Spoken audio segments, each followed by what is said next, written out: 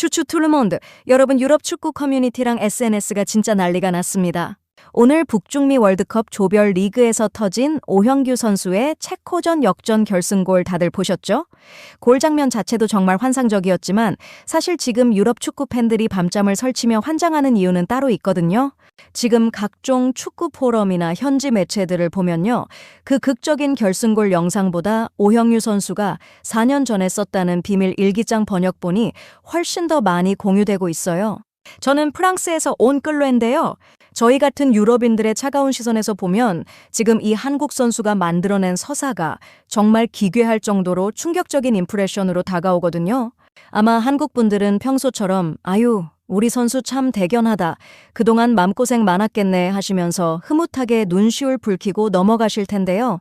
이게 유럽의 철저한 엘리트 스포츠 시스템 안에서는 얼마나 말도 안 되는 만화 같은 이야기인지 여러분은 상상조차 못 하실 거예요. 유럽 축구는 기본적으로 완벽한 자본과 철저한 데이터 효율성으로만 굴러가잖아요. 선수의 개인적인 슬픔이나 다짐 같은 건 경기장에서 별로 중요한 수치로 치지도 않는단 말이죠. 그런데 4년 전 카타르 월드컵 때 단 1분도 뛰지 못했던, 심지어 등번호조차 없었던 예비 선수가 그 좌절감을 도끼로 바꿔서 돌아왔어요. 그리고는 보란듯이 체코라는 유럽의 강호를 무너뜨렸잖아요.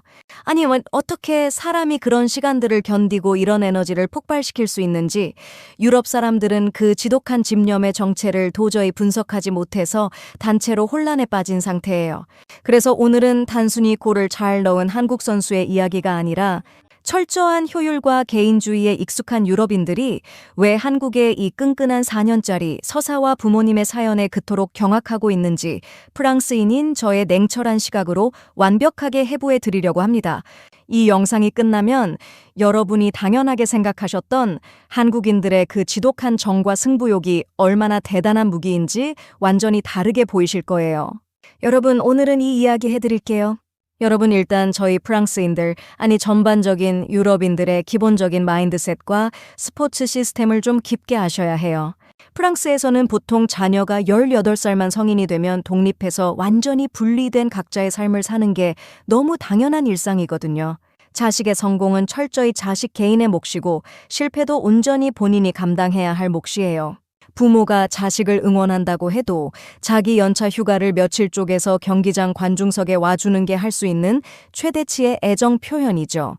내 인생과 생업의 기반을 송두리째 갈아 넣어서 자식의 등번호를 빛나게 해주겠다는 그런 희생적인 생각 자체를 아예 하지 못해요. 이런 개인주의적이고 합리적인 성향은 축구 클럽을 운영하는 시스템에도 완벽하게 똑같이 적용되거든요. 유럽 클럽팀이나 국가대표팀에게 선수라는 존재는요, 철저하게 피지컬 데이터와 효율성으로 평가받는 계약직 자산일 뿐이에요. 선수가 부상을 당하거나 폼이 떨어져서 벤치 멤버로 밀려나면 그냥 주식 차트에서 가치가 떨어진 종목 대하듯이 철저한 자본주의 일철 방식으로 냉정하게 평가하고 밀어내죠. 그래서 보통 유럽 선수들은 주전 경쟁에서 밀려나거나 큰 대회에서 명단 제외가 되면 금방 에이전트를 통해서 다른 팀을 알아보거나 언론에 대고 현 감독을 비판하는 인터뷰를 터뜨리면서 스스로 멘탈이 무너지는 경우가 허다하거든요. 나는 충분히 뛸 자격이 있는데 팀 시스템이 나를 알아주지 않는다는 식의 자존심 싸움이 훨씬 중요하니까요. 자기가 경기에 뛰지 못하는 상황 자체를 굉장히 모욕적으로 받아들이고 팀에 대한 소속감을 금방 잃어버리는 거죠. 그런데 한국은요? 아니, 오늘의 역전승 주인공인 오형규 선수는 어땠나요? 2022년 카타르 월드컵 때의 그 숨겨진 비하인드 스토리를 한번 떠올려 보세요. 당시 안아골절 수술을 받은 캡틴 손흥민 선수의 혹시 모를 결장에 대비해서 국가대표팀에 예비로 급하게 합류했었잖아요. 하지만 공식적인 정식 엔트리에 포함된 것이 아니었기 때문에 등번호조차 받지 못한 21번째 예비 선수로 덩그러니 남아 있어야 했어요. 전 세계 축구 팬들의 스포트라이트가 화려하게 쏟아지고 같은 팀 동료들은 그라운드 위에서 환호성을 지르는데 정작 본인은 단 1분 1초도 그 잔디를 밟지 못하고 벤치 밖 관중석에서 지켜보기만 해야 했던 거예요. 21살이라는 피 끓는 혈기의 어린 선수가 감당하기에는 정말 찔리는 고독과 소외감이었을 텐데요. 유럽의 젊은 선수였다면 아마 속으로 분노하거나 억울해서 의욕을 잃고 적당히 훈련만 때우는 관광객 모드로 지내다 돌아왔을지도 몰라요. 그런데 이 선수가 텅 빈 숙소에 돌아가서 혼자 한 행동이 바로 지금 유럽 네티즌들을 완전히 황당하게 만든 첫 번째 포인트예요. 오형유 선수는 그 서러움을 외부로 향한 불만으로 터뜨리거나 좌절하는 대신에 조용히 자기만의 비밀 일기장을 폈더라고요. 꿈에 그리던 월드컵 무대를 그저 밖에서 바라보기만 해야 했던 그 비참하고 씁쓸한 마음을 원망이 아니라 자신을 향한 지독한 도끼로 꾹꾹 눌러 담아서 글을 쓴 거예요. 최근에 유럽의 한 SNS 축구 채널에서 번역해서 올린 그 일기장 텍스트를 보면 이렇게 적혀 있어요. 앞으로 4년간 준비해서 당당히 등번호 달고 오면 된다. 꼭 해내자 형유야, 이게 시작이다.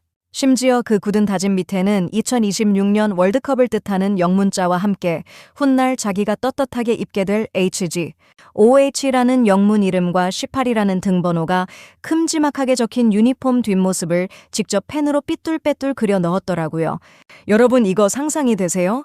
유럽인들은 축구가 그저 타고난 피지컬과 과학적인 전술 데이터, 그리고 자본력으로만 굴러가는 스포츠인 줄 알았는데 4년 뒤에 자기 뒷모습을 일기장에 그리며 묵묵히 칼을 가는 낭만적이고도 무서운 선수가 있다니요?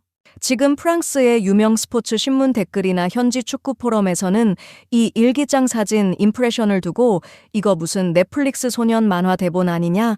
한국인들은 위기를 대하는 멘탈리티 자체가 아예 따들 종족 같다며 다들 혀를 내두르고 있어요. 어떤 유럽의 스카우터 출신 전문가가 자기 SNS에 이런 분석 글을 올렸더라고요. 우리가 최첨단 시스템과 자본으로 한국 선수들의 피지컬 수치는 분석하고 돈으로 사올 수 있어도 저런 끈적한 한과 집념이 만들어내는 폭발적인 에너지는 절대 돈으로 살 수 없다면서 엄청난 감단을 표하더라고요. 게다가 외국인들 입장에서 진짜 무서운 건 그 일기장에 적힌 다짐이 어린 날의 단순한 감성팔이나 SNS용 허세가 아니었다는 거잖아요. 카타르 월드컵 이후로 이 선수의 치열한 행보를 보세요. 스코틀랜드의 명문 셀틱 FC부터 시작해서 벨기에의 KRC 행크, 그리고 튀르키예의 베식타스 JK까지 정말 낯설고 험난한 유럽 리그들을 차례로 거치면서 자신의 기량과 피나는 노력을 스스로 증명해 왔거든요. 텃세도 심하고 거친 파울이 난무하는 그 척박한 유럽 무대에서 살아남으려고 매일매일 얼마나 이를 악물었겠어요. 마치 4년 전 일기장에 쓴 자기 자신과의 약속에 동감하기라도 하듯 기회가 주어질 때마다 죽어라 뛰었던 거죠. 그래서 이번 체코전에서 보여준 활약이 유럽인들을 더 소름 돋게 만든 거예요. 후반 35분에 황김범 선수가 날카롭게 찔러준 크로스를 그 짧은 찰나의 순간에 감각적인 논스톱 슈팅으로 꽂아 넣은 건 결코 단순한 우연이나 일시적으로 폼이 좋아서 운으로 들어간 게 아니라는 걸 모두가 알아버린 거죠. 4년 동안 마음속에 응축되어 있던 지독한 인내의 시간과 땀방울이 그 결정적인 순간에 경기장에서 완벽하게 폭발해버린 거예요. 저는 솔직히 집에서 혼자 크루아상 먹으면서 체코전 하이라이트 영상이랑 그 일기장 번역본을 번갈아 보다가 너무 울컥해서 빵 부스러기를 소파에 다 흘렸어요. 마치 제가 영화의 마인 캐릭터 서사에 푹 빠진 것처럼요. 저는 새해 다이어리에 올해는 꼭 주 3회 헬스장에 가서 스쿼트를 하겠다고 굳게 다짐해 놓고 겨우 2주 만에 핑계를 대며 포기하는 의지박약 프랑스인인데 어떻게 한국 사람들은 4년이라는 그 까마득하고 긴 시간을 묵묵히 견디며 기어코 현실의 결과물로 만들어낼 수 있는지 1인칭 관찰자 시점에서 제 스스로의 가벼움이 너무 찔리더라고요. 대체 한국인들의 그 지독한 책임감과 서사를 완성하는 힘은 도대체 어떤 토양에서 자라나는 걸까요? 그런데 여러분, 여기서 진짜 대단한 점이 뭔지 아세요? 지금 유럽 축구 팬들이 이 선수의 개인 일기장 사건보다 10배는 더 큰 충격을 받고 단체로 입을 떡 벌린 진짜 메인 사건은 아직 시작도 안 했다는 거예요. 일기장은 선수의 개인적인 집념이라고 쳐도 서양인들의 이성적이고 차가운 머리로는 도저히 해석이 안 되는 한국만의 그 기괴할 정도로 끈끈하고 거대한 정문화가 하나 더 남아있거든요. 여러분, 여기서 진짜 대단한 점이 뭔지 아세요? 일기장은 그나마 선수의 개인적인 멘탈리티라고 칠 수 있어요. 서양인들이 입을 다물지 못하고 진짜 충격을 받은 메인 사건은 바로 이 선수의 부모님이 보여준 행동이거든요. 얼마 전에 오형유 선수의 데뷔골 이후에 아들의 월드컵 응원을 위해서 한 달가량 운영하는 식당 문을 통째로 닫아버린 부모님의 사연이 알려졌잖아요. 저는 처음에 인터넷에서 그 식당 앞 사진을 보고 제 눈을 의심했어요. 가게 전면에 엄청나게 큰 현수막이 걸려 있었는데 빨간 글씨로 큼지막하게 휴무합니다라고 적혀 있고 그 밑에 6월 8일부터 6월 30일까지 월드컵 응원을 갑니다라고 당당하게 쓰여 있더라고요. 게다가 7월 1일부터 정상 영업 예정입니다라고 공지하면서 헛걸음하게 해서 죄송합니다라고 오서방 대표 올림이라는 서명까지 정중하게 남겨두셨어요. 심지어 온라인 커뮤니티에도 장기 휴무 안내 글을 올리셨는데 6월 8일부터 6월 30일까지 대한민국 축구 국가대표팀 월드컵 경기를 응원하기 위해 잠시 휴무하게 되었다고 하셨더라고요. 이번 월드컵에 부모님의 아들이 국가대표 선수로 출전하게 되어서 가족으로서 현장에서 함께 응원하고 힘을 보태고자 한다면서 말이죠. 프랑스인인 제 입장에서 이게 왜 그렇게 황당할 일인지 조금 더 깊게 설명을 드려볼게요.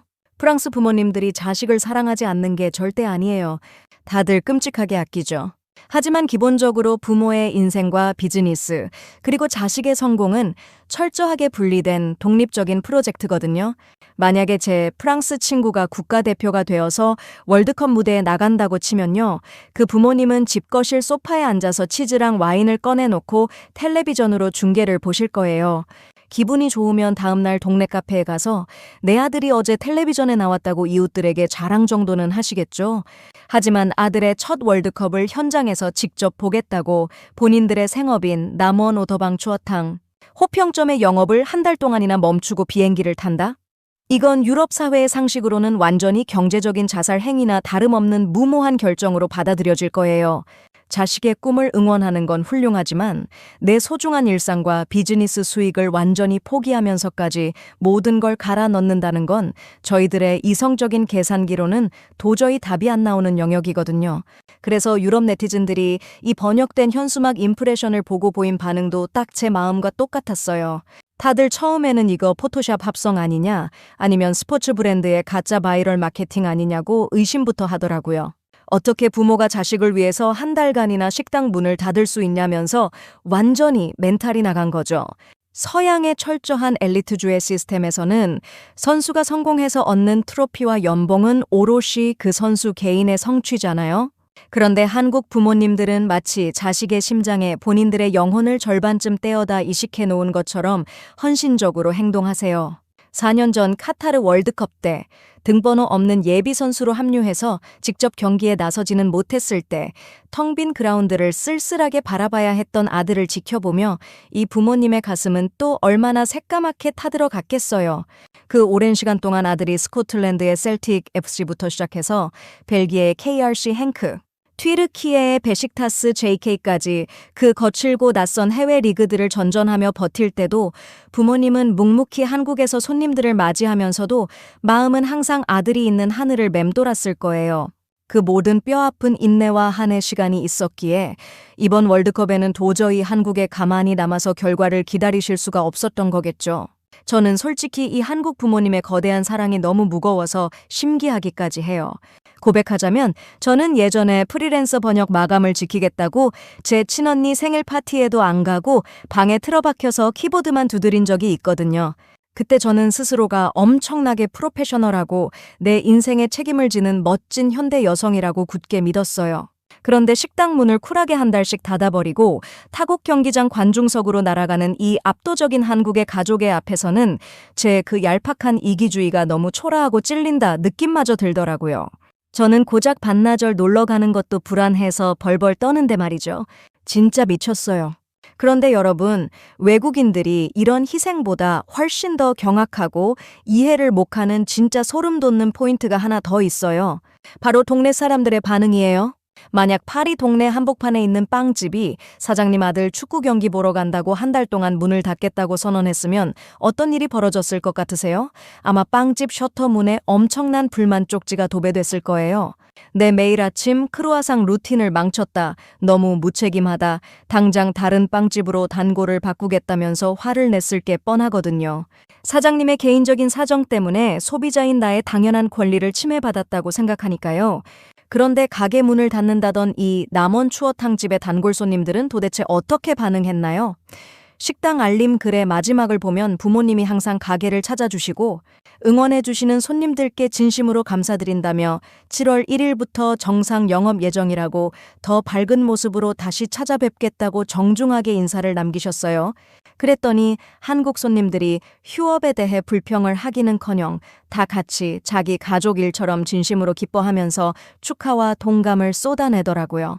아들이 국대가 되어 거의 한 달간 휴무하는 사연에 다들 가슴 뭉클해하면서 장사 걱정은 조금도 하지 말고 목청껏 응원 잘 하고 오시라고 든든하게 등을 밀어주는 거예요. 여러분도 이거 진짜 신기하지 않으세요? 이 동네 사람들에게 오형유 선수의 출전은 단순한 식당 주인의 개인 가정사가 아니었던 거예요.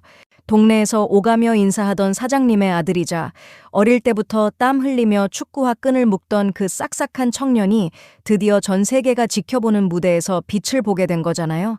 그러니까 온 마을과 단골 손님들이 하나의 거대한 가족 공동체가 되어서 그 청년의 뒤를 한념없이 밀어주고 응원하는 거나 마찬가지예요. 유럽의 그 차갑고 계산적인 자본주의 엘리트 스포츠가 절대로 흉내낼 수조차 없는 게 바로 이 지점이거든요.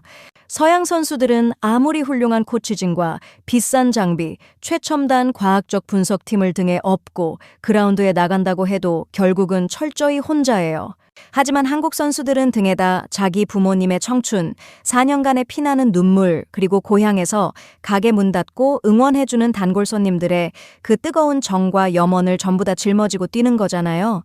그러니 후반 35분에 찾아온 그 찰나의 패스를 근육이 찢어지고 숨이 턱끝까지 차오르는 한이 있더라도 기어코 감각적인 논스톱 슈팅으로 골망에 꽂아 넣을 수밖에 없는 거죠.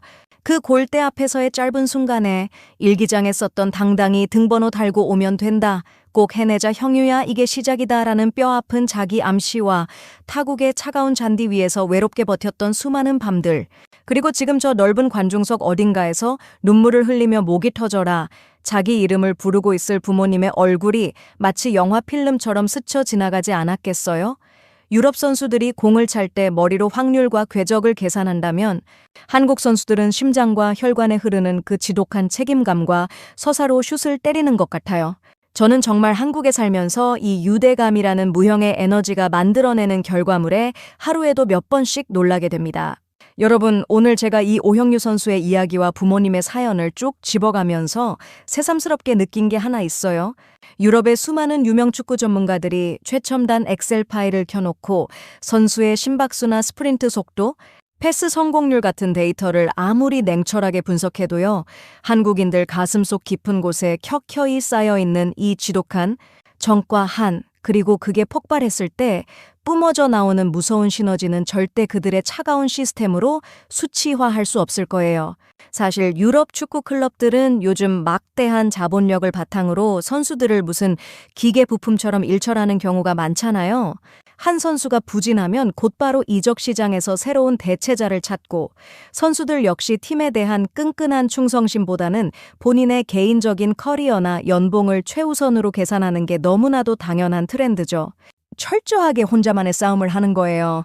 그런데 이 한국이라는 나라는 피도 눈물도 없는 그 비즈니스 생태계 한가운데에 가족과 마을이라는 따뜻하고 거대한 공동체를 통째로 밀고 들어온 거잖아요. 4년 전 아무도 알아주지 않던 예비선수의 쓸쓸한 18번 등번호가 지금 전 세계의 주목을 받는 역전골 주인공의 번호로 바뀌기까지, 그 뒤에는 보이지 않는 수많은 딸들의 맹목적인 지지와 사랑이 든든하게 버티고 있었던 거죠.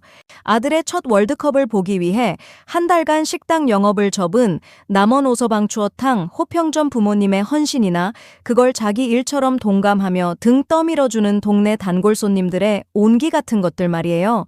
이걸 프랑스 언론이나 유럽의 이성적인 스포츠 평론가들이 대체 무슨 수로 분석하겠어요? 그들의 사전에 이런 끈끈한 집단적 유대감을 설명할 단어는 아마 영원히 없을 겁니다.